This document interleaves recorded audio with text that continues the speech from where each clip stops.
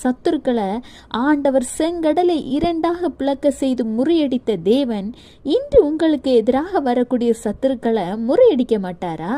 கர்த்தர் சொல்கிறார், உபாகமம் 28:7, உனக்கு விரோதமாய் எழும்பும் உன் சத்துருக்களை கர்த்தர் உனக்கு முன்பாக முறிய அடிக்கும்படி ஒப்பு கொடுப்பார். ஒரு வழியாய் உனக்கு எதிராக புறப்பட்டு வருவார்கள், 7 வழியாய் உனக்கு முன்பாக ஓடி போவார்கள். பார்த்தீங்களா?